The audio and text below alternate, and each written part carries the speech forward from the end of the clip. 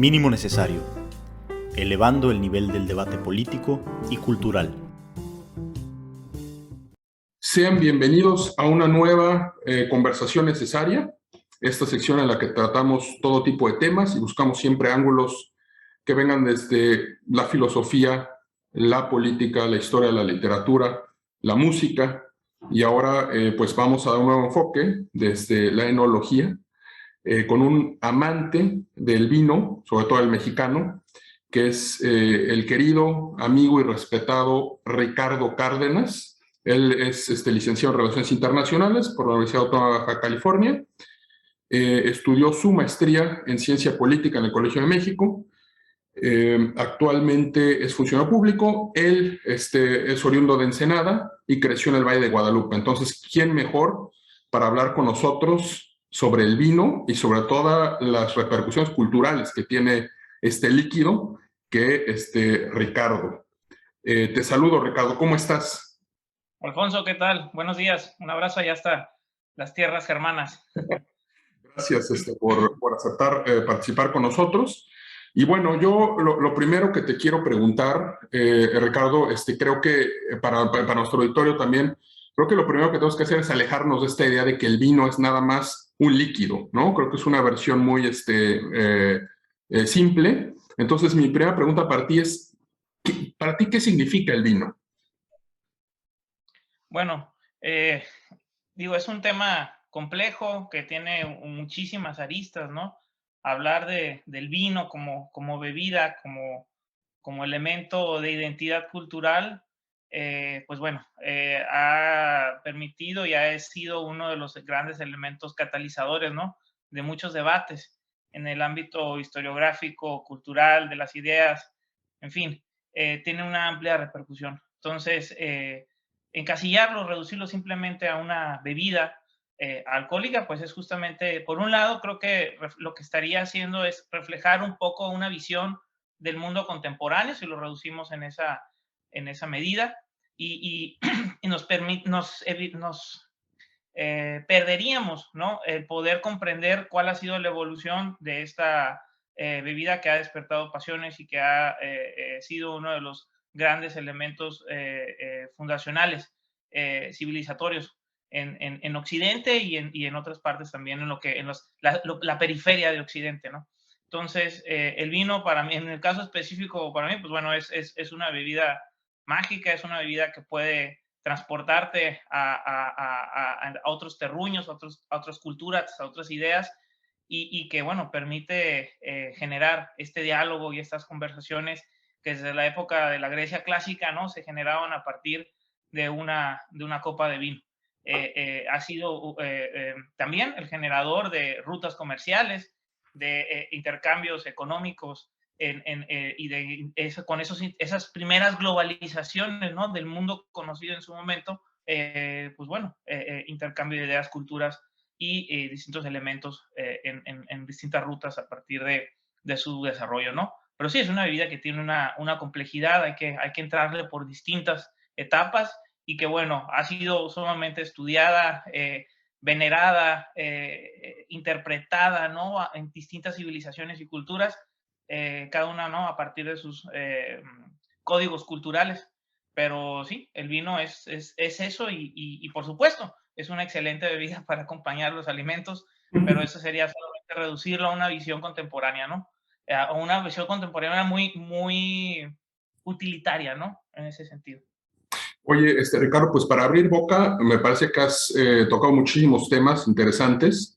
Creo que para el vino nos podemos acercar desde una micro perspectiva, es decir, analizando lo que significa el vino en la mesa, ¿no? El vino en la mesa de la comida, a la hora de la comida, a la hora de la cena. Y podemos también, hablaste de rutas comerciales, y podemos como alejar la cámara y ver incluso una perspectiva de historia de larga duración, ver lo que ha significado el vino en distintos momentos de la historia. Y también podemos aún incluso volvernos a acercar a hacer otro zoom y pensar lo que significa el vino para nosotros en nuestra historia personal, nuestra biografía, porque al menos supongo que es tu caso, pero en el mío, desde que tengo memoria, el vino ha estado presente.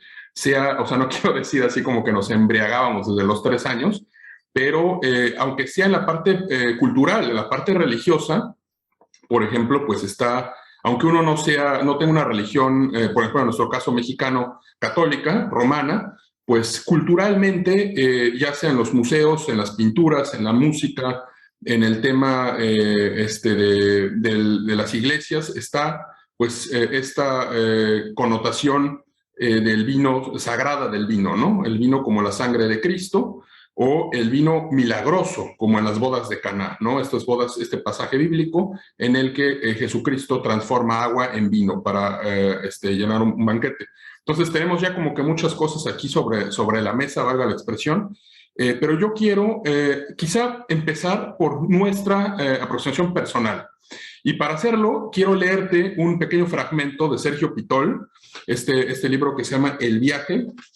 Es sin duda uno de los escritores que a mí más me gustan, mexicanos, donde narra, pues él estuvo como diplomático en muchos países de Europa del Este y estuvo en Rusia, estuvo en muchos lados.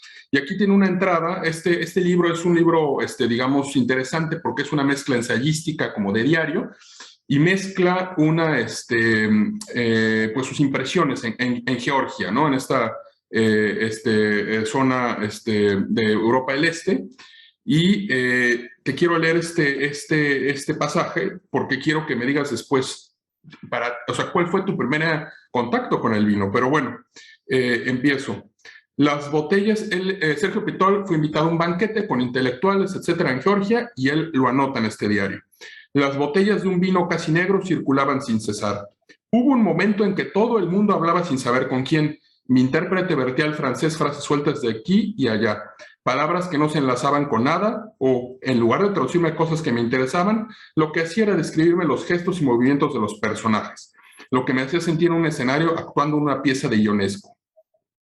¿Qué es lo que dijo esa señora joven que hizo reír a todos?, preguntaba yo, y él respondía: aquella mujer no es tan joven como usted podría creer, ya acabó por sentarse. Mire, al fin se llevó la cuchara a la boca. O, a la pregunta sobre qué hablaba en su brince el director de la asociación, él respondió: el tamadá levantaba el cuerno de la abundancia con la mano derecha. A su vecino le sirvieron caviar, y ahora se pasa la mano por la chaqueta para sacudir de la manga los residuos. Pero, ¿qué es lo que dice el tamadá en este momento?, insistía yo. Dice que la naturaleza se venga de nosotros y que cada día que pasa su venganza será mayor. Mire usted a la señora de aquí enfrente. Es arquitecta, aunque no lo parece. Se ha vuelto a servir hojas de parra rellenas de carne molida. Hablaba sobre una confusión de los sexos, porque una norteamericana que estuvo hace poco aquí se peinaba como un cowboy y no permitía que le dijeran girl, sino boy, y hablaba en masculino. Decía, por ejemplo, nosotros los muchachos de Oklahoma. Me puse a hablar en un ruso pésimo con un otro vecino de mesa. Me pareció entender que habían comido con ellos hace muy poco en este mismo restaurante Bob Dylan y otros amigos suyos, entre los cuales estaba la mujer que insistía en que era un boy, invitados por Eugeni Eushenko, con quien debían ahora estar en su villa en alguna de las playas famosas, Batumi o Sujumi, lugares que me gustaría conocer como mero turista. Volví la vista al otro lado de la mesa y vi que un tumulto se había agregado al banquete. Han añadido mesas y sillas y el grupo se hacía inmenso. Nos habíamos apoderado de la terraza entera. A ratos los músicos se nos acercaban, tocaban sus instrumentos junto a nosotros y todos cantaban hermosa e interminablemente. La risa era explosiva y contagiosa. Contra todas las advertencias del doctor Rodi, mi médico de Praga, bebí como un descosido sin sentir la menor molestia. A veces me irritaba el excesivo nacionalismo de algunos comensales, puesto que a medida que el licor se imponía, el sentimiento de raza crecía en ellos y me provocaba hacer escenas, a citar a Thomas Mann y mencionarle su concepto de ciudadano del mundo. Y a la pureza de la sangre que se pavoneaban, yo hacía elogios desmesurados al mestizaje. Le recordaba que Pushkin era mulato y brindé por él. El protocolo, la concepción misma del banquete georgiano, no favorece la comunicación a dos. Bueno, aquí lo dejo, estimado Ricardo, pero creo que Pitol, pues en esta escena, describe muy bien cómo todos nos transformamos con el vino. No solo el agua en vino, sino también nuestra persona la mutamos. Entonces, asociamos generalmente el vino con banquetes y con fiestas. Mi pregunta primero para ti es, ¿cómo fue tu primer encuentro con el vino y de dónde nació esta fascinación, amén de provenir de una de las regiones vitivinícolas más importantes, que es el Valle de Guadalupe? Sí, fíjate que curiosamente el estar acá en Ensenada, crecer en mi infancia, ¿no? Tenerla en el Valle de Guadalupe, pues precisamente estos paisajes, esta este entorno, ¿no? Socioambiental, en torno a este ecosistema, ¿no? A estos ecosistemas, esos corredores ambientales ecológicos que son propios de las zonas vitivinícolas, pues bueno, había esta concepción en el imaginario, ¿no? Como te imaginas, ¿no? Tus recuerdos de infancia, ¿no? Los olivares, los viñedos, este chaparral, ¿no? Las montañas, con sus estaciones de clima muy marcados, ¿no? Invierno, lluvioso, frío, el verano, cálido, tórrido, con otoños ya también mucho más cambiantes, ¿no? El cambio de los paisajes. Sin embargo, fíjate que curiosamente en mi familia no había una tradición como tal, ¿no? A pesar de que estábamos en el Valle de Guadalupe, digo, nosotros estábamos dedicados a otro tipo de negocios, ¿no?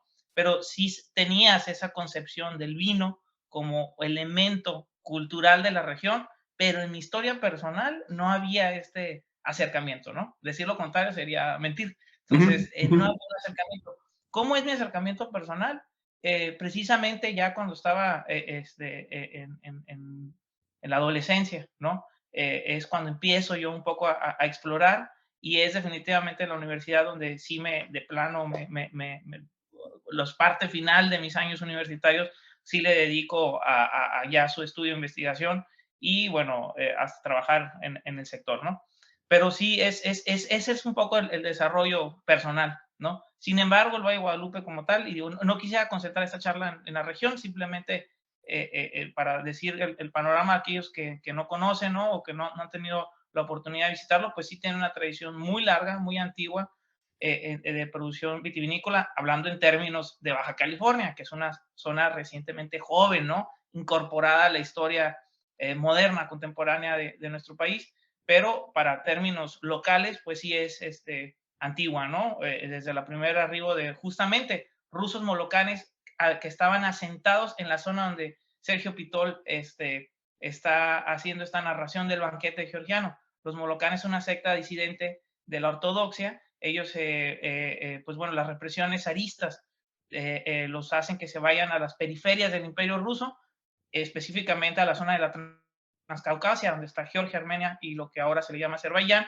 y ellos ahí fundan estas colonias y las persecuciones a inicios del siglo XX, la guerra ruso-turca, la guerra ruso-japonesa de 1905, pues hacen que los molocanes, siendo un pueblo pacifista, busque migrar a otras partes para no ser reclutados en los ejércitos del zar y terminan llegando a California. Llegan a California con esta idea pues, de la tierra prometida, ¿no? De libertades. Llegan a California, se establecen en Los Ángeles y en Los Ángeles les hablan de una zona prácticamente deshabitada, que era Baja California, que pertenece a un país que se llama México. Entonces mandan ellos una comitiva a la Ciudad de México con el general Porfirio Díaz y Porfirio Díaz dice, bueno, o sea, que ellos queriendo pedir tierras para poder fundar una colonia en Baja California, el Porfirio Díaz, pues muy astutamente, como se distinguió en gran parte de su servicio como jefe de Estado mexicano, les da la concesión para que funden la colonia rusa del Valle de Guadalupe por 100 años.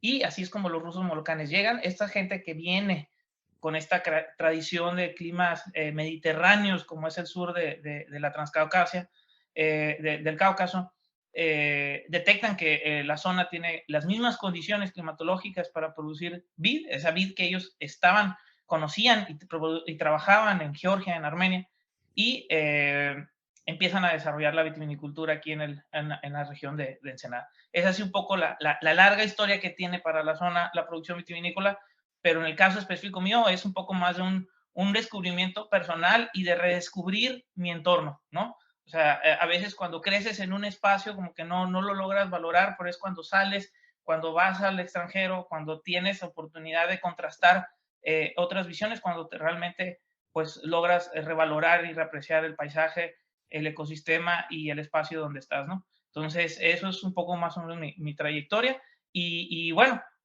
a partir de ahí pues hemos buscado, ¿no? Generar las condiciones para que esta actividad pues siga desarrollándose de manera como se ha venido desarrollando. Oye, Ricardo, quiero más adelante también que nos hables un poco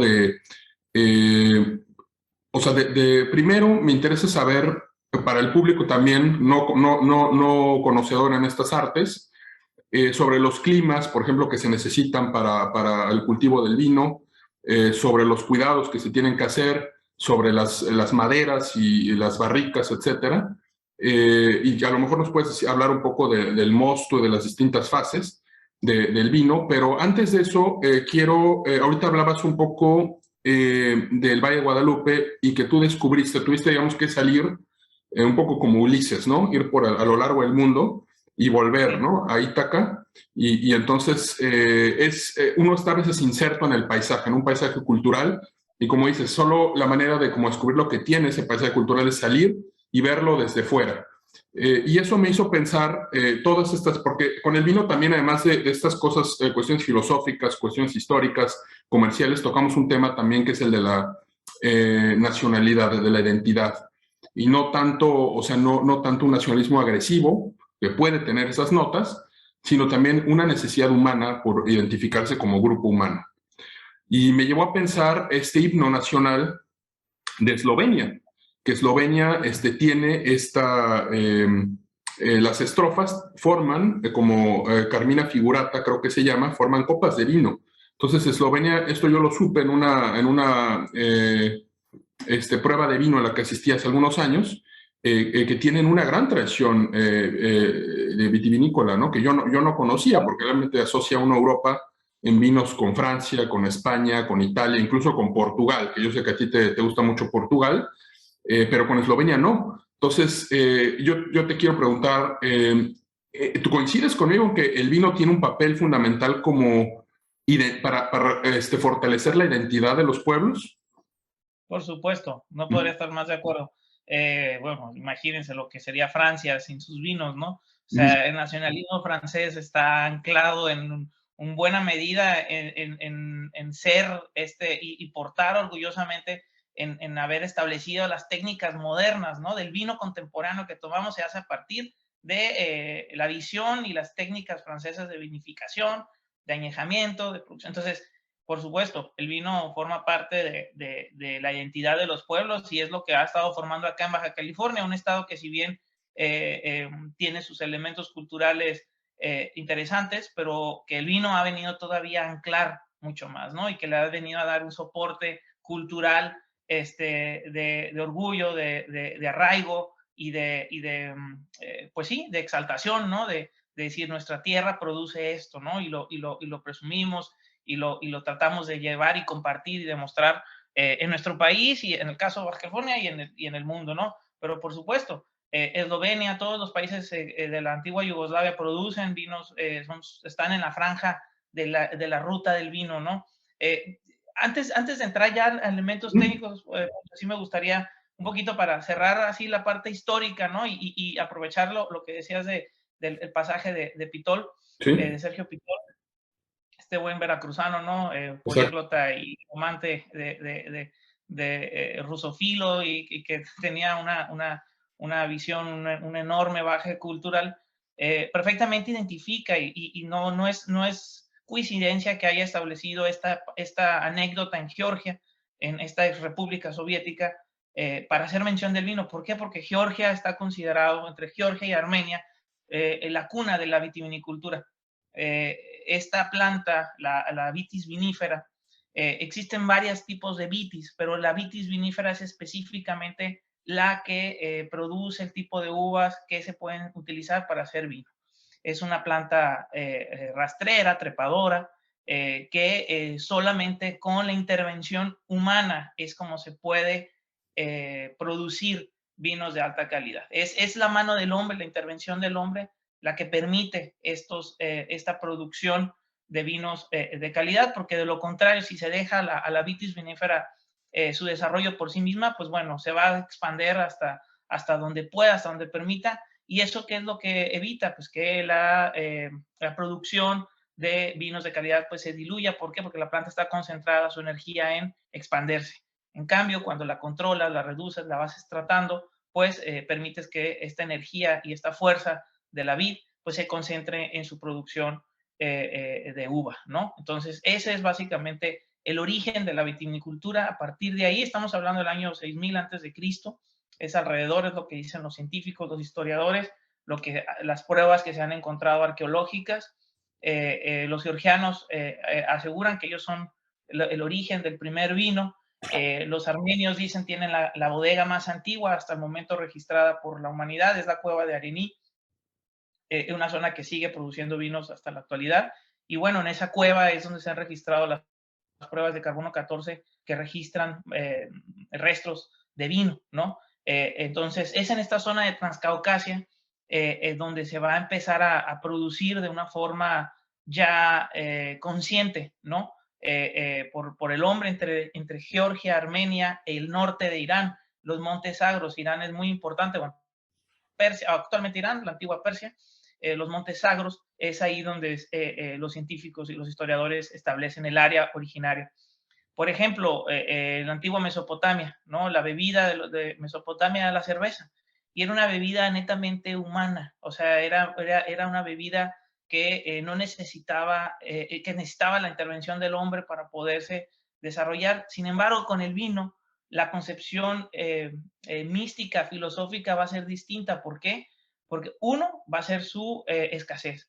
No se podía producir en las grandes cantidades como sí se podía hacer con la cerveza. Entonces, esto lo que hace, esta escasez, lo que hace es pues, que le da una plusvalía y que fuera una bebida exclusivamente para ciertos sectores de las clases sociales, en el caso de Mesopotamia.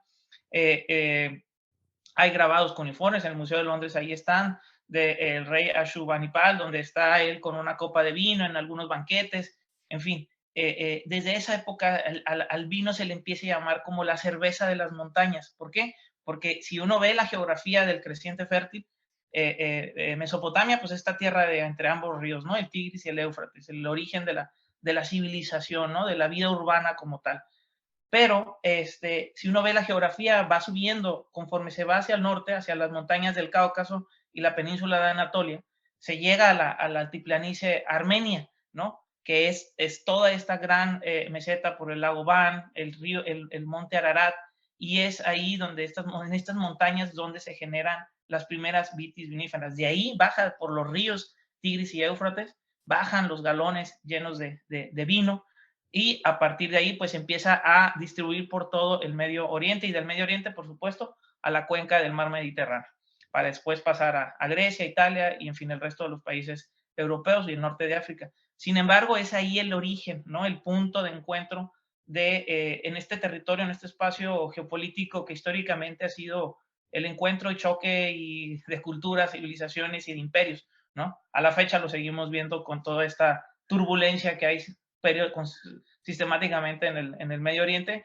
Pues es ahí el origen de la vitivinicultura como parte, ¿no? del consumo humano, y de que se va a empezar a conceptualizar al vino como una bebida casi de poderes místicos, religiosos, curativos, en fin.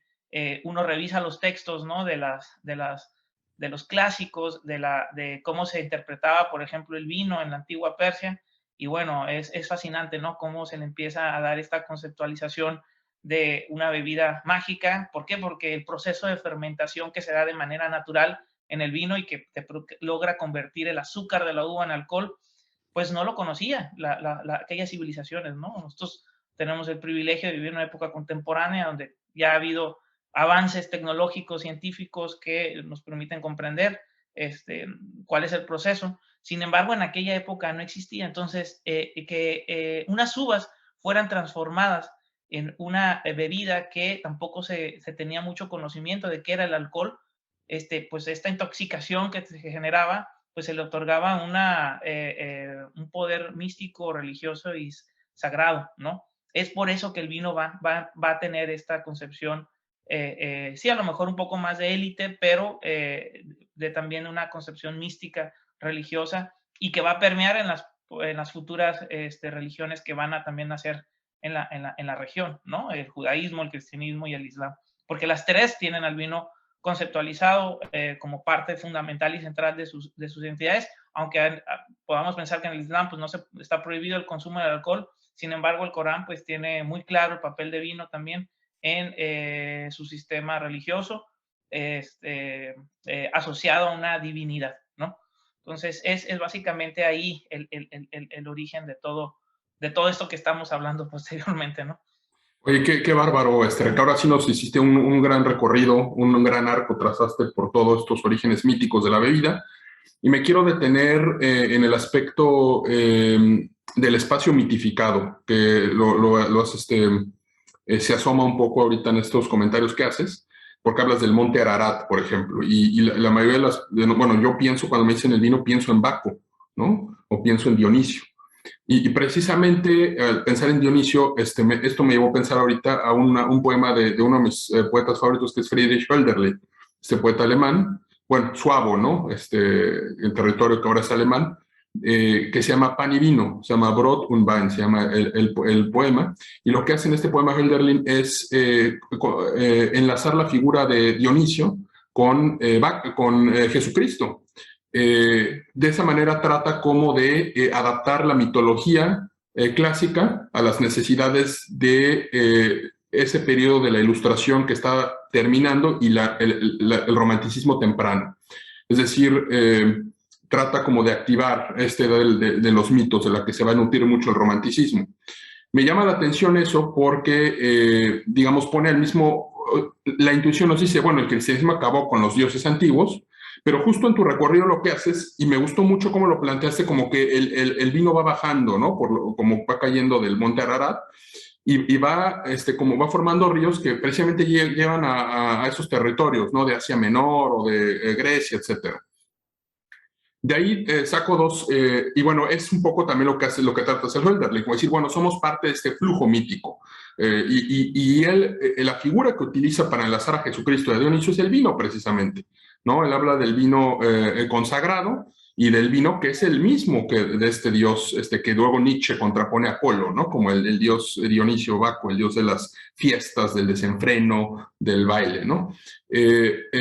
Bueno, eso por un lado, el vino como una manera que nos permite viajar por distintas épocas, pero también tocaste este tema, estamos ahorita hablando del vino como la idea de identidad de los pueblos.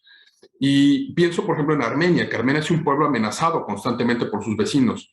Y me hiciste pensar ahorita en estas cruces. Ellos tienen también esta tradición de la cruz, creo que se llama Yakhar, ¿no? Estas cruces que labran en las piedras. Kashgar. Eso, gracias por la pronunciación. Y entonces, mi pregunta para ti sería, ¿tú consideras que el vino le ayuda a Armenia a defenderse o a afirmar su identidad en momentos difíciles? Porque estoy pensando en otros países como Polonia. Polonia dejó de existir por muchos años y lo que mantuvo el espíritu polaco a veces fue la religión, ¿no? El lenguaje, fueron otros factores, no necesariamente ¿no? El espacio. Pero ahorita en este recorrido que haces mencionas dos casos y voy contigo, pero esto de Armenia es lo creo que te voy a preguntar. ¿Sirve el vino? Y digo, no sirve en un sentido utilitarista, sino es una seña que le permite sobrevivir al pueblo armenio con esta historia dolorosa, pero también hablaste de Irán o Persia, y Persia tiene una tradición también interesante que después parece que se corta de tajo con la revolución islámica y con esas prohibiciones, y ahí ocurre también un quiebre. Entonces, son dos países que están ligados de forma también dramática con el vino como identidad en tema de Armenia para defender una idea, y en el caso de Islam, de Persia, también el vino nos permite incluso entender, con el vino se puede entender la historia del cambio de los ayatolás al cambio del Shah y los ayatolás. Entonces, ¿qué opinas de estos dos casos, Ricardo, a propósito de esta región que mencionas? Bueno, ahí lo que hablábamos ahorita de la parte de simbolismo identitario, ¿no? Y el vino como elemento fundacional de estas identidades. Bueno, a mí me gustaría, pues en el caso armenio, bueno, el monte Ararat es su símbolo, ¿no? Histórico. ¿Por qué? Porque ellos se asumen como descendientes de Noé. Para la Biblia, Noé es el primer viñador. Lo primero que hace Noé cuando acaba el diluvio es plantar una vid y sembrar, al producir vino, ¿no? Se emborracha y bueno, ese es el pecado el primer pecado que va a cometer Noé una vez que la tierra volvió a la normalidad después del diluvio. Pero sí, es justamente a partir de ese elemento de sembrar una vid que esa siembra, esa producción, le va a dar una continuidad histórica, cultural y religiosa al pueblo armenio en el caso específico por ser el primer pueblo cristiano, ¿no? Que asumió el cristianismo como religión de Estado. Entonces, sí, es un elemento de defensa, de autoafirmación, y sobre todo, yo creo de diálogo, ¿no? Con otras, de hermanamiento. ¿Por qué? Porque la civilización del vino no es solamente es única o exclusiva, es una civilización que te permite comunicarte con otros pueblos, con otras identidades y que te pueda encontrar conexiones, ¿no? Imagínate esta conexión que tenemos en el Valle de Guadalupe con Armenia, que te puedo asegurar el 99% de los ensenadenses no tienen ni idea. Pues bueno, pero la hay y existe ese diálogo. ¿Por qué? Porque los rusos molocanes que vinieron a sembrar vides estaban en sus pasaportes, decía que venían de la gubernia de Yerevan. Gubernia eran las provincias, ¿no? Los estados que, como se dividía el imperio ruso. Entonces, los molocanes que llegaron aquí venían de Armenia, de los orígenes de la vitivinicultura, ¿no? Los rusos que llegaron acá a Baja California.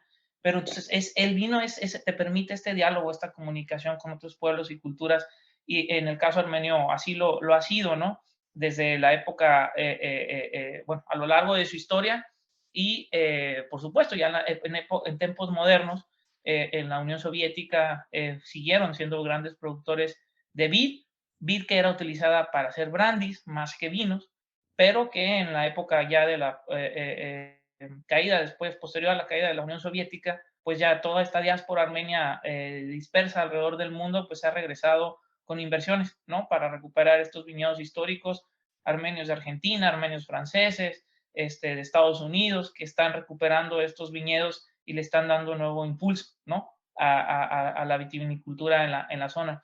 En el caso de Persia, Irán, bueno, Irán, la antigua Persia, alrededor de su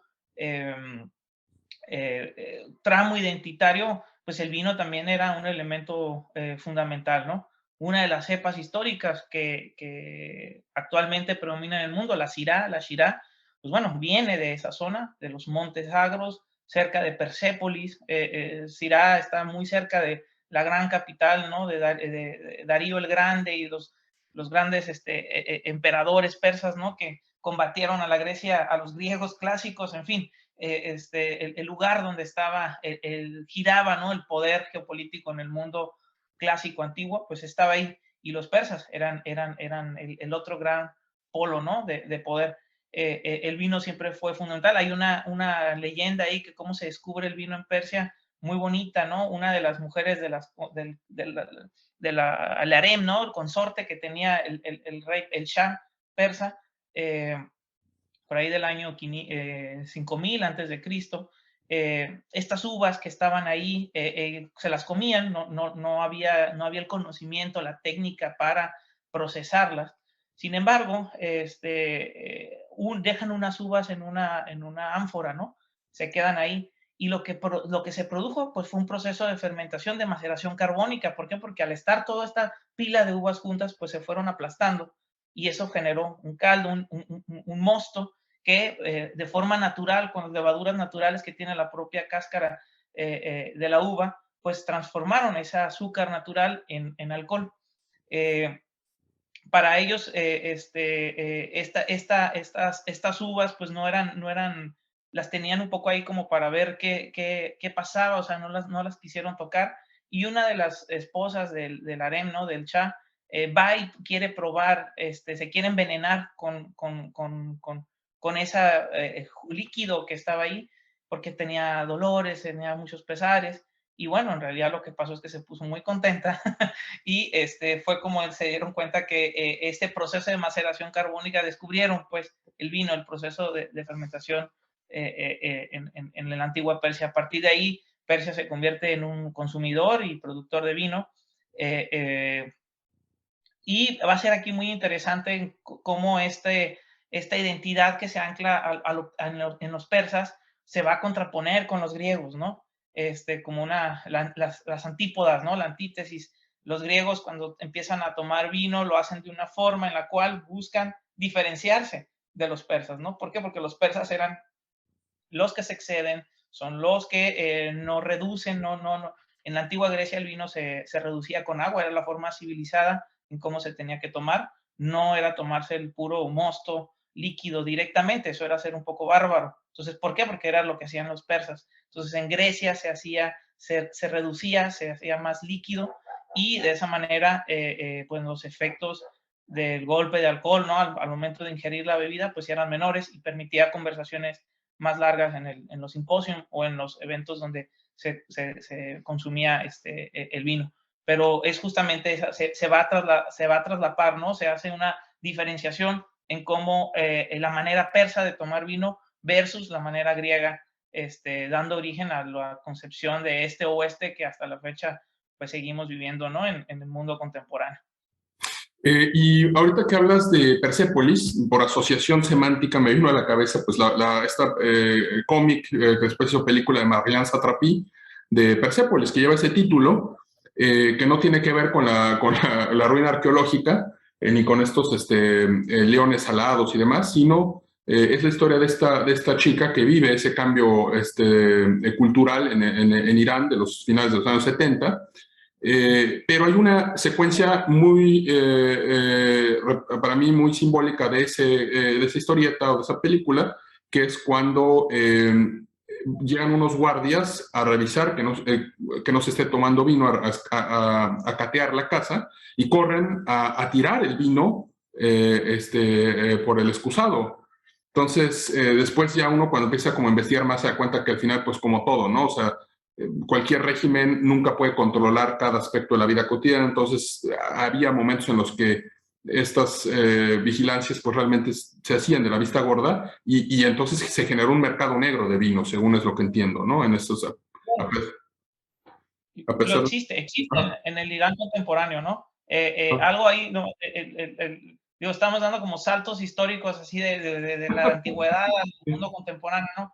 Pero sí, efectivamente, en el Irán contemporáneo hay producción de vino clandestino, de consumo local, de consumo de casa, o sea, eso es como se ha generado este mercado, ¿no? Pero si el régimen te descubre que tú estás produciendo alcohol, pues sí eres susceptible a latigazos o todas las penas ahí que tienen ellos de castigos corporales o prisión, ¿no? Pero sí existe una producción, en distintos medios aparecen reportajes, ¿no? De cómo la sociedad iraní pues busca el consumo y es algo también muy, bueno, es esta interpretación ortodoxa, ¿no? Del Corán, porque el Corán tiene en su concepción clásica, el vino es, regresando al tema de lo sagrado, lo místico, para el Islam el vino es tan divino, tan sagrado, que el ser humano en la tierra no debe de tomarlo. ¿Por qué? Porque somos débiles y vamos a cometer excesos. Entonces está reservado solamente al paraíso. O sea, una vez que tú mueras, en el paraíso va a haber fuentes llenas de vino y lo vas a poder tomar. ¿Por qué? Porque ahí ya vas a estar en contacto con Dios, ¿no?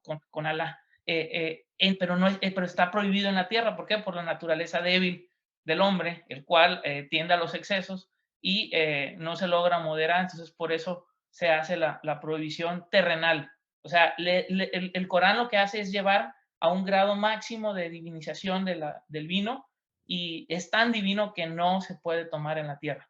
O sea, eso es un pecado, tomar en la tierra. Lo vas a tomar cuando estés ya con Alá, ¿no? Entonces, esa interpretación rígida del Corán, pues es lo que hace que regímenes como el Irán contemporáneo, pues de los ayatolás, pues tengan esta prohibición, esta persecución para aquellos que producen en grandes cantidades. Digo, hay consumo de alcohol en Irán, hay producción de vinos en Irán actualmente, de manera obviamente casera, local, pero sí existen. Y también hay pues a países vecinos, va la gente. Me tocó estar en Armenia, estar en una degustación de brandis, y la mitad de la gente que estaba ahí eran iraníes.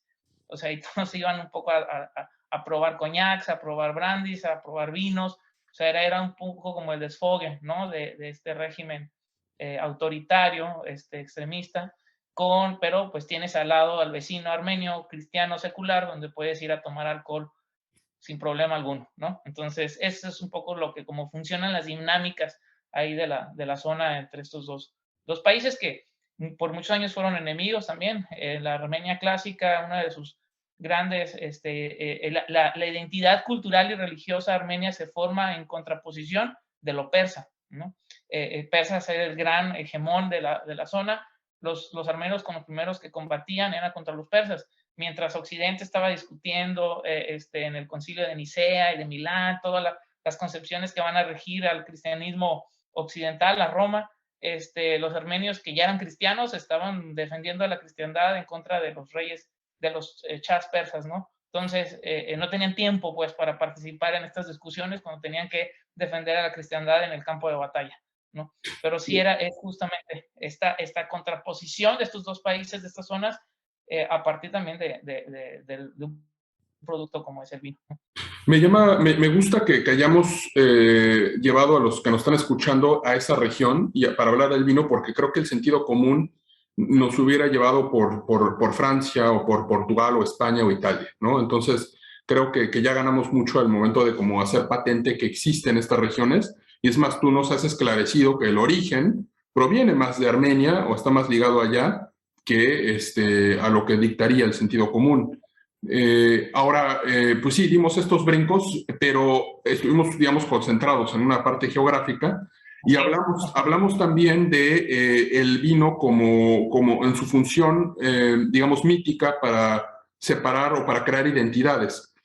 Pero ahora, yo lo que también me interesa como hablar contigo es, y un poco lo mencionas hace rato, que el vino también hermana pueblos. Lo que también creo que sucede es que una región vitivinícola, por el clima, por el tipo de suelo, etcétera, no conoce de fronteras políticas. Entonces, yo te quiero preguntar, o sea, según entiendo, por ejemplo, el Palatinado, o hay partes en Alemania que están colindantes con Francia, y a pesar de que cada región es impresionante. Yo en un viaje que hice, por ejemplo, al sur de Alemania, a esta parte de Maguncia, a esta parte de Tubinga, que es donde está muy arraigado esta cultura del vino. Incluso ahora en verano fui a un pueblo que se llama Weinsberg, que es como la traducción sea como montaña del vino, y tiene esta traducción de que el gobierno les permite a las casas fungir como restaurantes familiares por cierto tiempo cuando tienen la cosecha del vino. Entonces ponen una escoba horizontal arriba del marco de la puerta y contratan temporalmente algunos meseros, sacan 3 mesitas y se arma como que el restaurante, ¿no? Para probar el vino. Y de hecho ese pueblo alemán pues vive alrededor del vino. Uno va al cementerio y las criptas tienen grabados viñedos. O sea, la gente quiere seguir cultivando su viñedo después, ¿no? Si es que hay un después por lo que ellos piensen. Sin embargo, las asociaciones míticas o las ideas míticas, la gente que está viendo hablaba, por ejemplo, de los bombardeos y de que la gente se escondía y, por ejemplo, están los viñedos y hay unas como casetas de madera donde la gente se resguarda del calor en verano para ir a ver cuando está viendo sus viñedos. Pero digamos, hay unas asociaciones que son distintas a las que habría en Francia, a pesar que están tan cerca los países. Pero ocurre, digamos, ese vino pues tiene esa función como de identitaria, pero también, insisto, la California la podemos pensar como una región que está en Estados Unidos y en México, pero yo te quiero preguntar, seguramente que habrá también una cultura vitivinícola que trasciende esta separación política, ¿no? O no sé cómo lo ves, ¿no? No, sí, sí, por supuesto. Las fronteras políticas, digo, sabemos que son constructos humanos, los ecosistemas no. Sí. El ecosistema trasciende fronteras, ¿no? Y estas fronteras, pues bueno, sirven para propósitos políticos, económicos, sociales, pero para temas de producción, en el caso específico del vino, pues no lo es tanto, ¿no? Sí en cómo se lleva su desarrollo, eso sí, sobre todo en el caso del Nuevo Mundo. En el Viejo Mundo, digo, Europa tiene sistemas ya culturales y de producción pues muy arraigados y estas denominaciones de origen que tienen, son unas grandes llaves, ¿no? Que no impiden no diría impidan, esa es una palabra incorrecta, sería más bien tienen un sistema ya establecido y no te puedes salir de ahí, ¿no? Es la tradición sobre la tradición. En cambio, en el Nuevo Mundo, pues bueno, eso está apenas construyéndose. Pero sí, el vino hermana, el vino establece diálogos con otras culturas, y en distintas ocasiones de la historia ha evitado que se cometan crímenes o tragedias sociales o urbanas. Hay un pasaje que a mí me gusta mucho en la Segunda Guerra Mundial. El encargado del régimen nazi para tratar de confiscar todo el vino francés, ¿no? Y podérselo, porque era también otro de los botines de guerra, ¿no? De la conquista de Francia, era pues sus vinos, o sea, era el producto más codiciado y que los altos generales nazis pues querían acaparar, ¿no? Y consumir.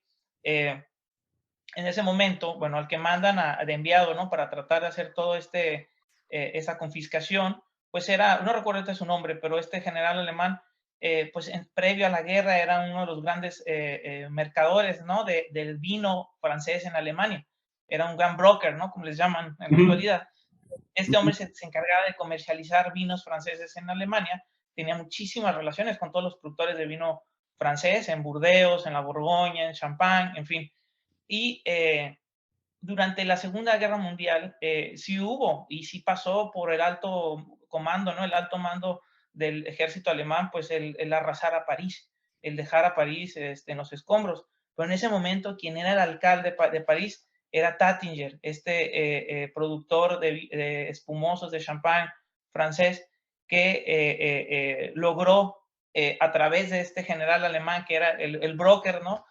Convencer a Hitler y al alto régimen, al alto mando, ¿no? Militar alemán, de que París no se le tocara no se le moviera ningún edificio. Entonces, fue el vino, fue esta negociación, esta relación, esta amistad y este entendimiento, ¿no? De que si bien había diferencias políticas, pues había algo que mandaba y era que la pasión, el consumo y el gusto por el vino y esta buena relación entre Taittinger y el general alemán, el distribuidor alemán de vinos franceses, que logró evitar que París pues, se mantenga como está, ¿no? Entonces, eso es un pasaje importantísimo para la historia, en el cual nadie lo toma en cuenta, pero el elemento que estuvo detrás de esta negociación, este entendimiento y de superación de diferencias, pues fue el vino, fue la pasión por el vino de ambos personajes, ¿no?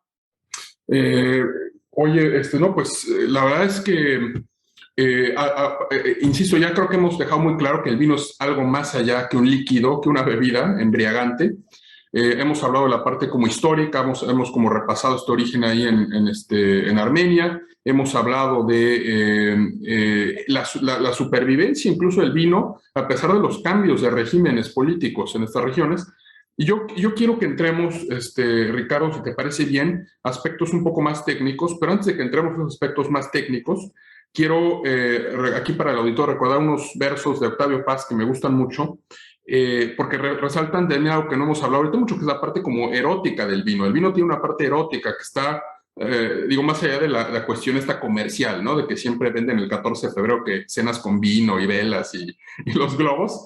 Hay una cuestión ahí que asocia uno el vino con el erotismo. Es precisamente un poema que escribió Octavio Paz pensando en su segunda esposa, que es Mary Jo, Viento entero. Nada más voy a leer esta pequeña estrofa que dice: el presente es perpetuo.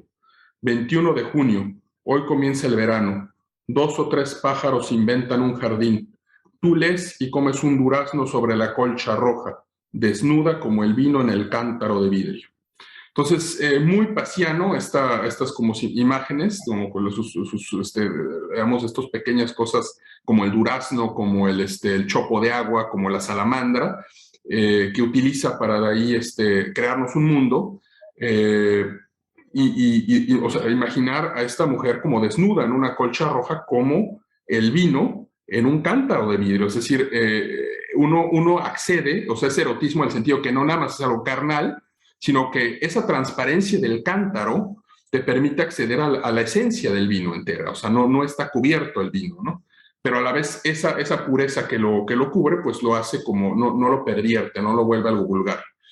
Pero bueno, ahí lo dejo como anotado, al margen. Y ahora sí, mi querido Ricardo, yo sé que es un tema enorme, o sea, que podemos pasar horas, pero digamos una como idea básica de cuál es el proceso para crear el vino.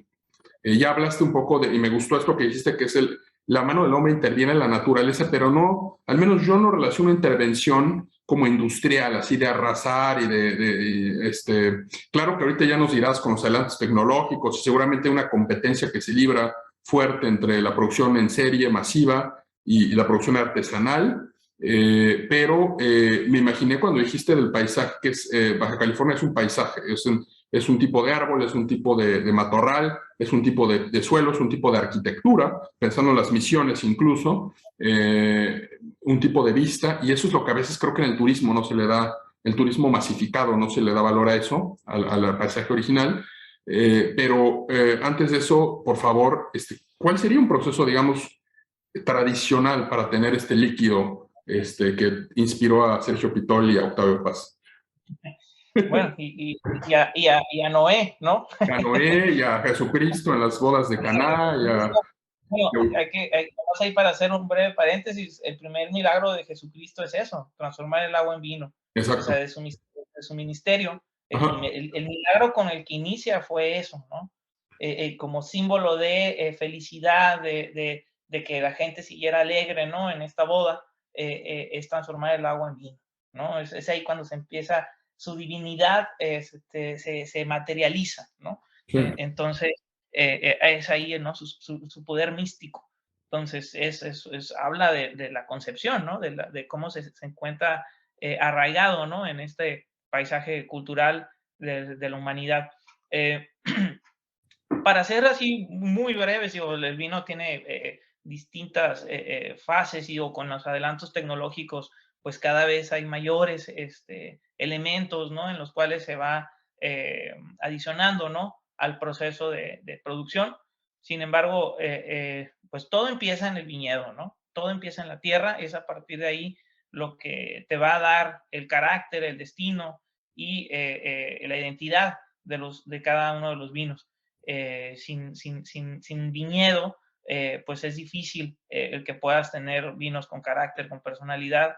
Es el suelo, la tierra y el agua lo que te va a permitir pues darle toda esta categorización a los vinos en distintas regiones del mundo, ¿no? Y lo que va a hacer que unos sean más preciados que otros.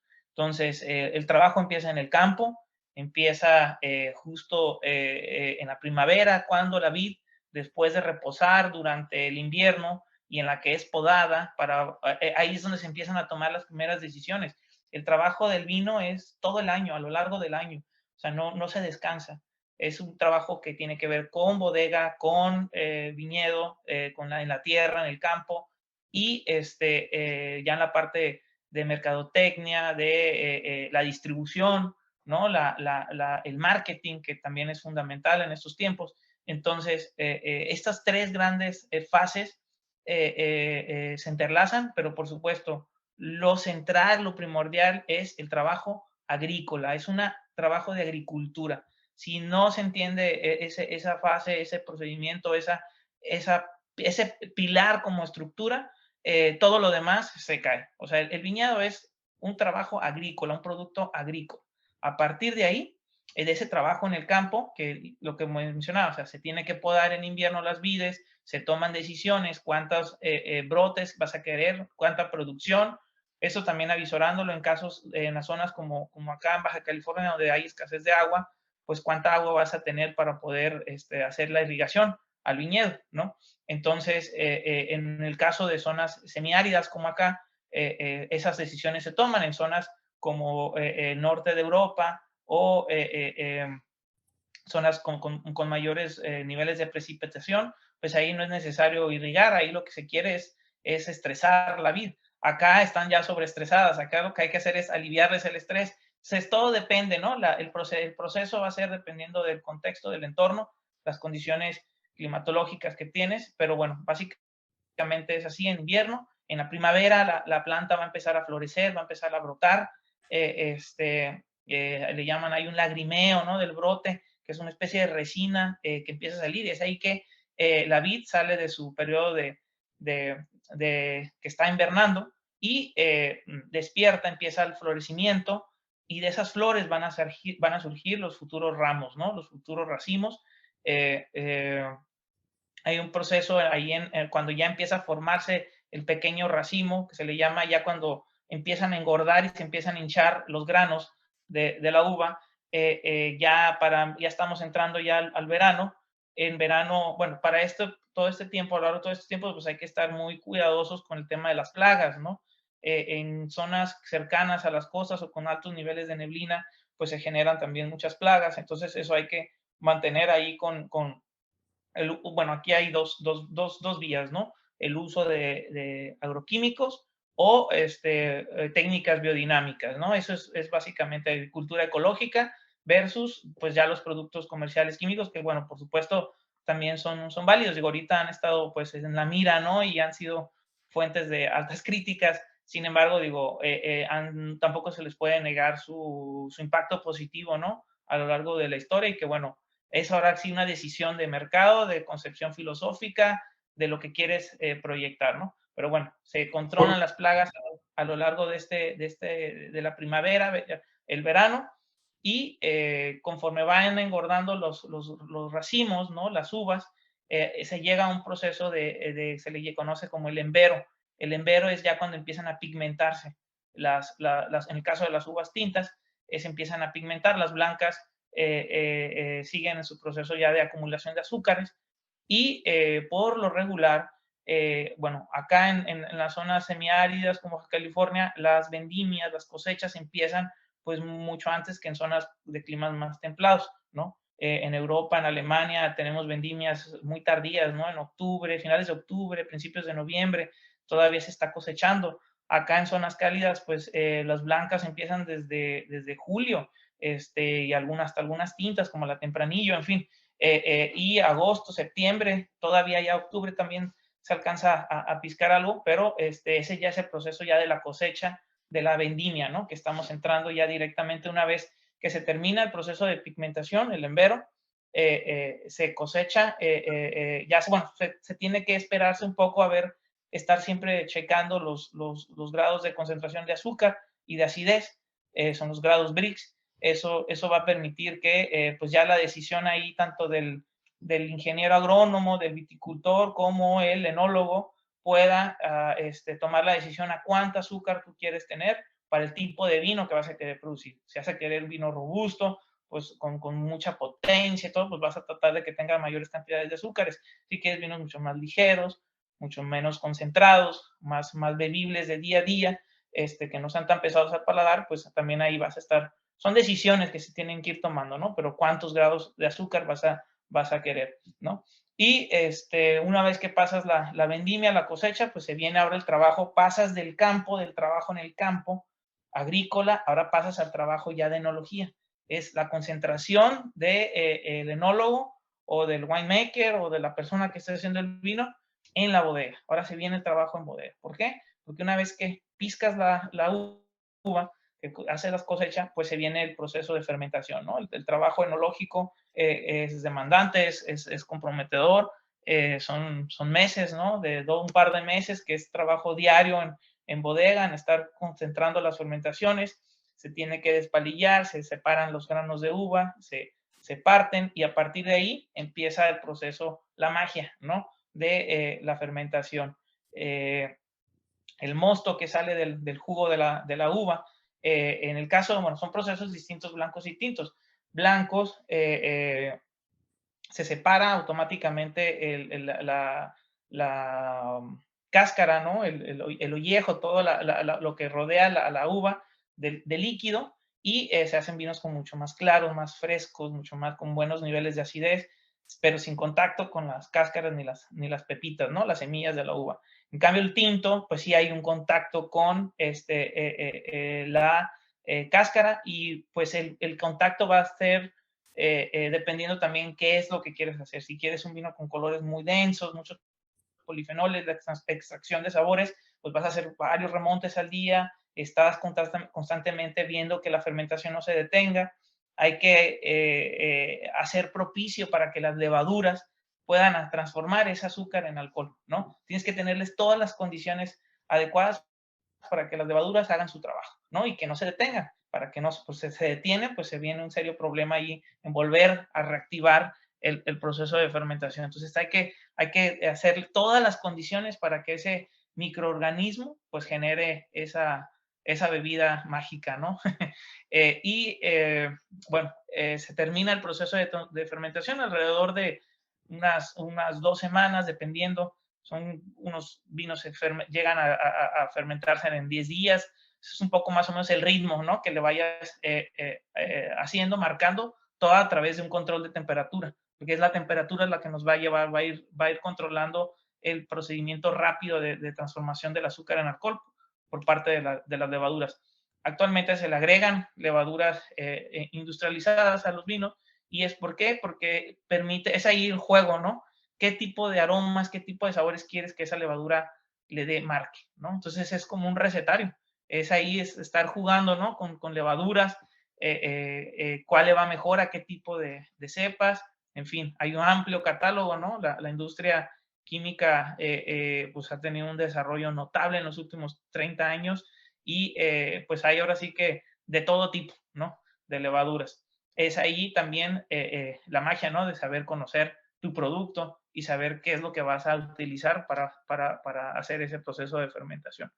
Y una vez que fermentas, pues hay que estar, se tiene que dejar un proceso ahí de asentamiento, un par de semanas para después, posteriormente, en el caso de los vinos tintos, pasarlo ya a las barricas, donde van a durar un tiempo determinado, puede ser desde 3 meses hasta 5 años, dependiendo, en fin, la categoría de vino que quieras producir, que esté durmiendo, que esté reposando, hay que estar rellenando la barrica periódicamente. ¿Por qué? Porque hay un consumo, ¿no? La madera absorbe el líquido, entonces hay que estar al pendiente de que la barrica siempre esté con buenos niveles de vino. Y bueno, una vez que ya lo dejaste el tiempo determinado en barrica, pues viene el proceso de clarificación, se clarifica, se pasa por un filtrado para quitar cualquier partícula que quede por ahí, que esté todavía presente, y pues pasa el embotellado, se pone el corcho y ahora sí, a dejarlo un tiempo determinado en botella para poderlo llevar a la mesa de cada uno de los comensales. Oye, Ricardo, pues ahora sí como después ya que la botella para que uno haga como Ulises, ¿no? Invoque a los muertos en este episodio de la Odisea y hasta que salga Tiresias, ¿no? Pero, oye, quiero hacer dos preguntas.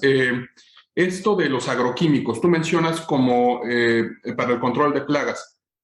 O sea, supongo que hay una discusión si tiene un efecto al sabor o al desarrollo del vino o si, yo no quiero decir como que sea lo mismo, pero ¿qué posición tienen los expertos sobre los puristas sobre el uso de agroquímicos? Esa es mi primera pregunta. Y la segunda, hemos visto, sobre todo hace unos años, por las heladas intempestivas en Francia, estas procesiones de personas en Francia que llevan veladoras para calentar a los viñedos.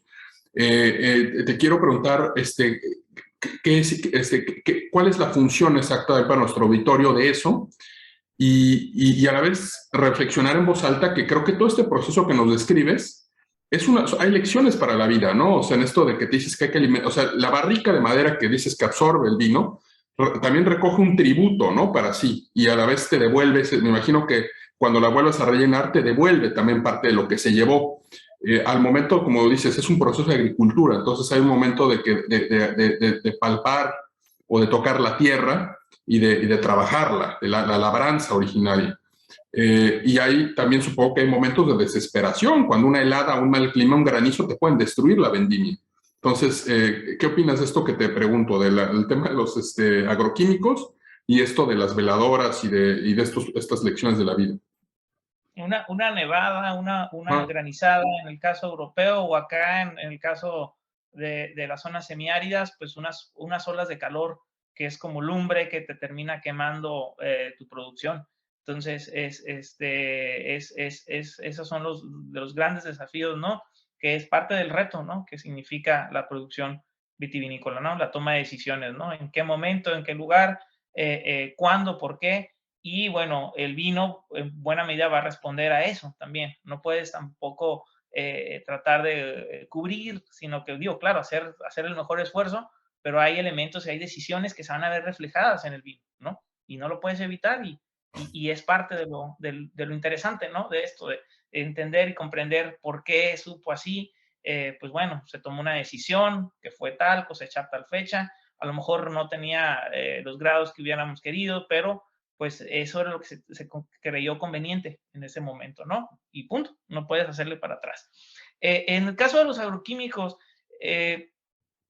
bueno, hay ahí unas posiciones encontradas, ¿no? Ahorita en la época contemporánea, pues estamos viviendo un proceso de buscar regresar a lo más natural posible, ¿no? Hay un poco como un descrédito, ¿no? Al avance científico, al proceso científico, como método, al método científico, ¿no? Como garante, ¿no? De mejora de las condiciones de vida de la humanidad. Entonces, en esta discusión o este debate, pues por supuesto los procesos de producción en el mundo del vino pues están también, entran en el mismo paquete, ¿no? Hay por cierto, un germanoparlante que fue el que empezó a hacer toda esta revolución, ¿no? Y esta antítesis, ¿no? En contra del uso de agroquímicos, que va a ser Rudolf Steiner. Él era, bueno, pues el creador de la biodinámica, y lo que busca la biodinámica lo que busca es pues conectar los ciclos productivos de la vid con los ciclos lunares, ¿no? Todo a partir de las fases lunares es como se van a establecer las fechas del día de fruta, el día de tierra, el día de... O sea, entonces, las decisiones las vas a ir tomando a partir de los ciclos de la fase lunar. Es un poco regresar al conocimiento previo, ¿no? Al desarrollo del método científico, ¿no? Entonces, un poco regresar a los orígenes de la humanidad, ¿no? Y del hombre en conexión con la naturaleza y su entorno. Entonces, Steiner, pues es justamente el que empieza a plantar toda esta regreso, ¿no? A las fases previas del desarrollo del método científico y como una alternativa, ¿no? Y pues también una crítica, ¿no? Al desarrollo tecnológico que, bueno, tuvo una parte muy positiva, pero también una parte negativa, ¿no? Y lo vimos en el siglo, a lo largo del siglo XX. Entonces, Steiner lo que busca es esta búsqueda de técnicas orgánicas o naturales para la fertilización y el fortalecimiento de la vid, ¿no? A través de compostas, a través de infinidad de técnicas que no requieren forzosamente agroquímicos, ¿no? Los expertos yo creo que, o sea, estos simplemente son lo que, si uno analiza el debate, no quiere decir que sea algo mejor o peor, simplemente son dos formas de entender y proyectar la producción de vino, ¿no? Yo creo que hay proyectos que me ha tocado ver que unos donde sí siguen utilizando agroquímicos, pero hay otros en los que han mudado a la biodinámica y, o sea, y son las mismas personas, los mismos, pero tienen estas dos concepciones y juegan con ambas teorías, ¿no? Entonces uno puede contrastar, ¿no? Los proyectos enológicos, vitivinícolas y dices, mira, o sea, esto se entiende porque es un vino biodinámico, a lo mejor tiene a lo mejor una concepción mucho más, a lo mejor un poquito más de turbidez, no está tan clarificado, no está tan estable, con una buena estabilidad. Y hay otros vinos, pues que sí, los sientes como la estructura, ¿no? Y como un vino de libreto, ¿no? Así, tal cual. Entonces, es simplemente, en términos de salud, que sería yo creo que la parte importante, ¿no? El uso a lo mejor de agroquímicos en algunos casos, pues sí hubo excesos, ¿no? Por ejemplo, en la Unión Soviética, que tenía estas grandes plantaciones de viñedos, hay que recordar, la URSS llegó a tener la segunda superficie más grande del planeta de viñedos.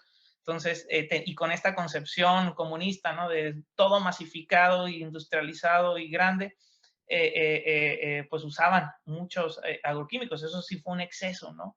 Cayeron en un exceso de la industria química. Sin embargo, en cantidades moderadas y con una buena regulación, no hay un impacto negativo en la salud humana.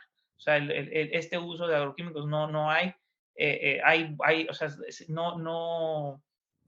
no se les puede condenar, pues, o sea, o vincular directamente a alguna enfermedad o algún caso específico. Está científicamente comprobado, ¿no? Que el uso pequeño, ¿no? En moderación de estos agroquímicos para controlar plagas o ayudar a que pervivan, ¿no?, los vinos por más tiempo, su conservación, pues no hay una afectación en salud como tal. Y el caso biodinámico, pues bueno, son parte de las nuevas tendencias, el vino natural, los vinos naturales en los cuales no se utilizan ni siquiera levaduras extras, ¿no?, sino que con la pura levadura que contiene la uva, en la cáscara de la uva, pues se hace la fermentación. Entonces, yo creo que aquí esto es parte de la riqueza del mundo del vino. No me atrevo a decir que uno es mejor que otro, simplemente son más opciones, y eso, para los que nos gusta el tema, pues muchas más posibilidades de diálogo y de más conversaciones. Oye, Ricardo, pues ya hay tanto que nos queda, yo creo que daría para una segunda plática fácil, que estoy seguro que tendremos, pero ya como para ir cerrando, quiero hacerte dos últimas preguntas. La primera es que nos des como un panorama de los tipos de uvas.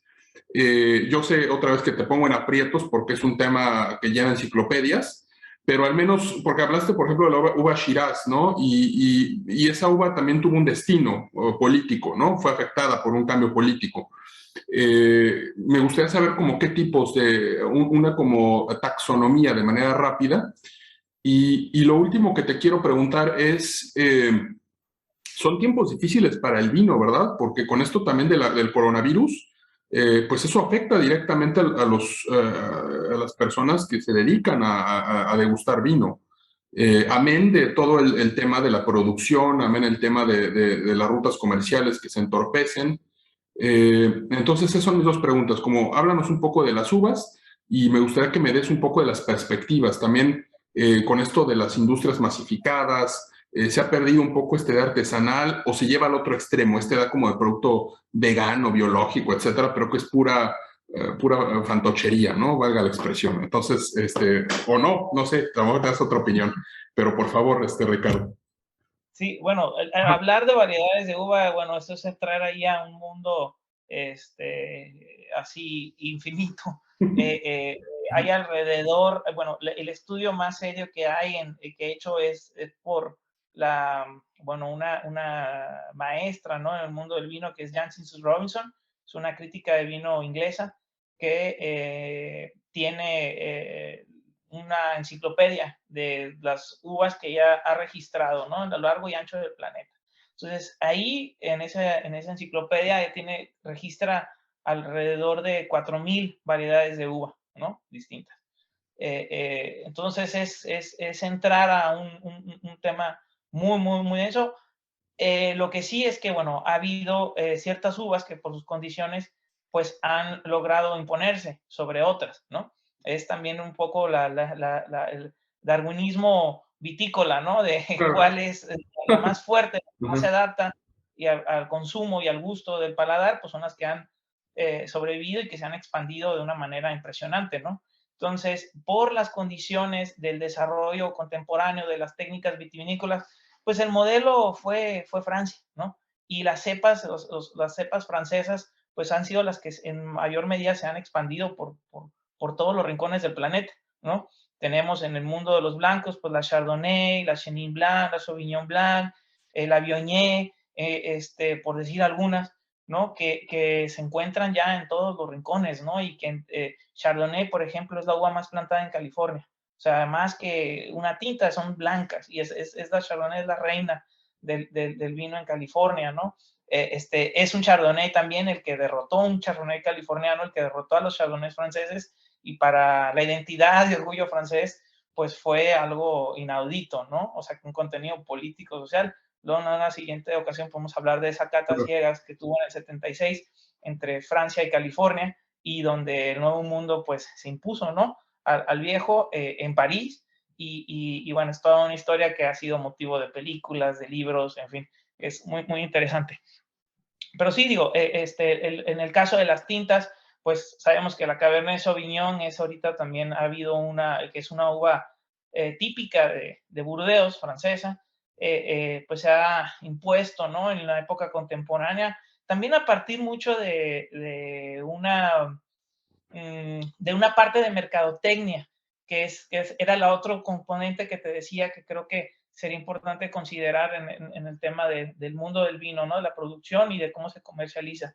¿Por qué? Porque en los años 70, 80 empiezan hay personajes que se convierten como los gurús del vino, ¿no? Los que empiezan a hacer sus rankings, los que empiezan a hacer estas valoraciones, y a partir de lo que diga X persona, pues todo el mundo va a comprar son los vinos que se van a empezar a valorizar y a colocar en el mercado de una manera más importante. Entonces, en los años 70, 80, Robert Parker, que es un crítico de vino, empieza a hacer mucho, a moldear mucho su gusto entre Michel Rolland Roland y Robert Parker. Son los que van a empezar a moldear los gustos contemporáneos, ¿no? En grandes sectores, sobre todo del mercado estadounidense, y que es el mercado de vino pues consumidor más grande del mundo. Entonces, a partir de ahí, pues gustos de los vinos de Parker, que eran los que obtenían 100 puntos, ¿no? En sus clasificaciones, pues eran Cabernet Sauvignon, con un montón de barrica, extracción, mucha frutalidad. Entonces, vinos muy demandantes para el paladar. Entonces, justamente, pues muchos de los proyectos vitivinícolas pues empezaron a mudar, a tratar de imitar, hacer ese tipo de vinos, ¿no? Entonces, es a partir de esta parte de mercadotecnia donde también ciertas uvas son las más aptas para complacer esos gustos del mercado, y se empiezan a imponer sobre otras. Pero en fin, digo, hay una cantidad podemos dedicarle a cada uva, a cada cepa, un programa entero, ¿no? De ver cómo se interpreta en distintas regiones, desde la Petit Syrah, la Merlot, que es una uva que logra hacer unas cosas increíbles, un poco, pero que fue menospreciada en una época. Italia, que es un repositorio de una cantidad de cepas increíbles. Grecia, nos podemos ir los mismos portugueses, que tienen ahí también un catálogo muy grande, y en buena medida lo tienen. ¿Por qué? Porque se responde a una dictadura, responde a la dictadura de Salazar, que en esta forma, evitar la modernización y la introducción de cosas extranjeras a Portugal, pues tampoco entraron las cepas francesas que se empezaron a imponer en los años 70 y 80, en los años 60 y 70, y Portugal logró preservar este gran pues patrimonio, ¿no? Vitícola. En fin, digo, es un tema muy amplio, pero a grandes rasgos es lo que yo quisiera mencionar en ese aspecto. Bueno, lo otro habías comentado era lo de, me quedé yo pensando lo de los rituales de estas señoras francesas que se iban a calentar en las parras, pero lo otro que habías mencionado era... Era esto, bueno, esto que mencionas, sí, Ricardo, antes de que te repita la pregunta, me gustó mucho porque es un arte, al finalmente, como resumir, como dices, tomos enteros de bibliotecas, pero creo que quedó muy claro el principio, ¿no? De este darwinismo vitivinícola, lo has definido muy bien. Y la otra pregunta era el futuro de la industria. ¿Cómo lo ves tú, sobre todo a la luz de la epidemia que vivimos? Sí, bueno, es ahorita estamos inmersos en esta situación, ¿no? Yo creo que al inicio, pues como todo el mundo, nadie veía venir las repercusiones, ¿no? Que iba a sufrir en distintos ámbitos, ¿no? La pandemia del COVID.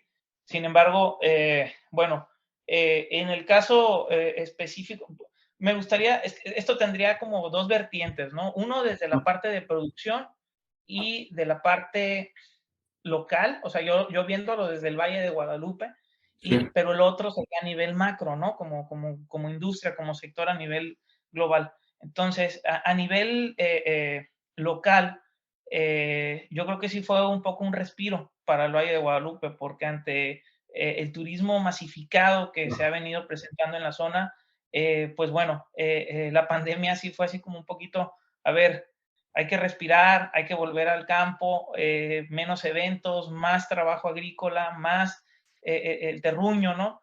Y en ese sentido sí fue como un respiro. Sin embargo, digo, la tendencia es de que esto pues va a seguir aumentando, pero sí este pequeño respiro pues sí permite poner las cosas más en orden, poder ver hacia dónde se va a conducir el desarrollo, que sea un desarrollo ordenado, ¿no? Y con sentido, ¿no? que no desborde, ¿no? O que no pierda la parte central, ¿no? Entonces, desde el ámbito local creo que fue algo no tan malo.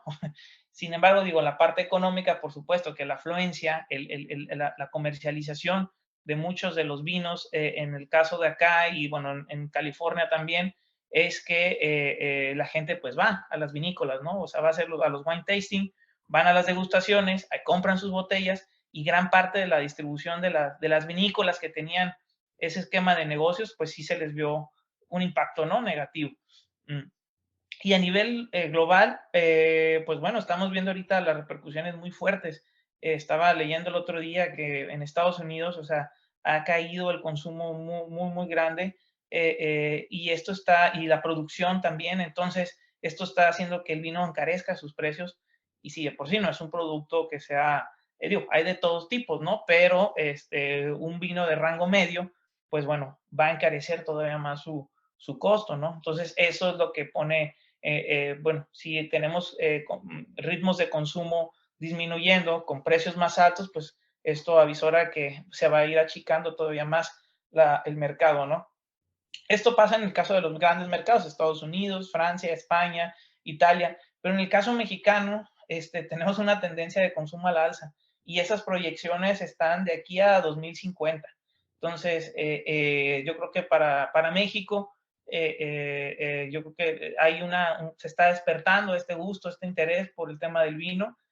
Somos el país que tiene el mayor ritmo de consumo en el planeta, junto con los portugueses, entonces somos de los pocos países que tenemos un ritmo de consumo a la alza, junto con los chinos también. Entonces, México es un mercado en estos momentos muy interesante, donde hay gusto y donde hay, primero, querer conocer y explorar lo que se produce en nuestro país y también el diálogo con el mundo, ¿no? Con el exterior.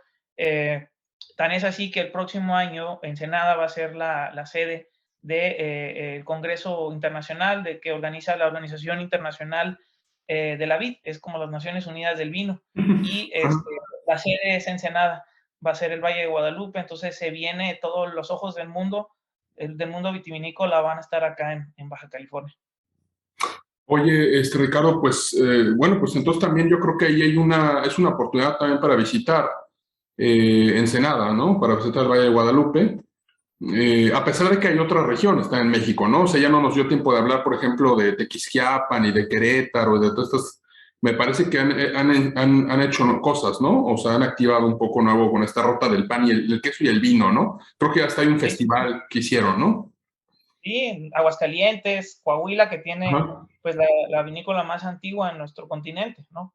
Entonces, sí, en México tiene una tradición importante, digo, los ojos recientes, ¿no? El boom del vino mexicano en los últimos 20, 30 años, pues ha sido acá en Baja California, sin embargo, hay otras regiones que también están creciendo y creciendo de forma muy interesante. Chihuahua también por ahí está haciendo cosas padres, Guanajuato, San Luis Potosí, en fin.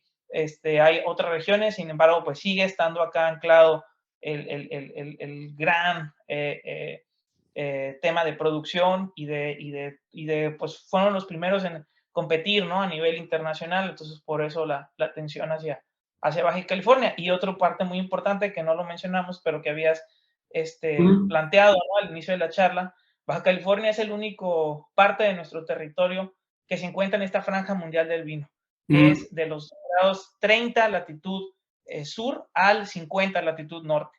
Entonces, si uno se fija en esta franja, que es prácticamente desde el sur de Washington, bueno, en el caso del Pacífico del norte de América del Norte, va a ser alrededor del sur de Washington, del estado de Washington, Estados Unidos, hasta justamente acá, Ensenada.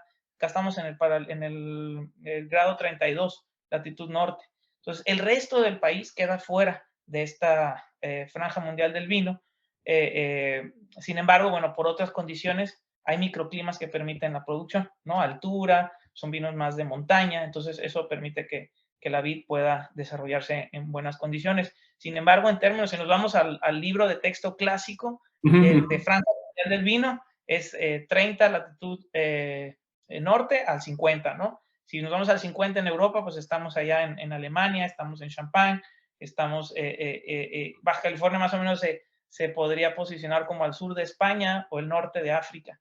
Es un poco que son zonas de producción vitivinícola, ¿no? Es la cuenca del Mediterráneo. Oye, pues, Ricardo, pues te agradezco mucho. Lamentablemente llegamos a fin de esta deliciosa charla. Ya hasta me dieron ganas de tomar vino ahorita. Es buena hora. Es buena hora. Es buena hora acá, allá no tanto, pero pues bueno, estoy seguro que habrá oportunidad que volvamos a charlar del vino, porque como dices, tan solo hasta saldría una serie, ¿no? de conversaciones sobre los tipos de uva. Me gustaría también en un futuro también hablar un poco del vino verde, el viño verde, ¿no? Y porque también en Portugal pues tiene una tradición. España, nos falta España. Digo, Europa en general, no mencionamos nada de Europa, fue muy general. Exacto, ¿no? Pero sí, sí, es muchísimo, da para varias horas. Y justo eso me quisiera rescatar, ¿no? Que sin mencionar como los lugares comunes de España, de la Ribera del Duero, etcétera, de Italia, tuvimos una charla riquísima, ¿no? Entonces te agradezco mucho por eso y aquí seguimos para cuando quieras, es tu casa, y invitamos a todos a que nos sigan, a que visiten nuestra página minimonecesario.com.mx. Ahí encontrarán los textos en menos de 7 minutos, los distintos podcasts y sigamos conversando, sigamos hablando de estos temas que nos importan y de temas que tocan una diversidad de ángulos, ¿no? Ya vemos que el vino no nada más es una bebida, sino que tiene unos correlatos filosóficos, literarios, poéticos, culturales, etc. Gracias, Ricardo. Un saludo hasta allá. Un abrazo y salud al rato. Salud. Salud.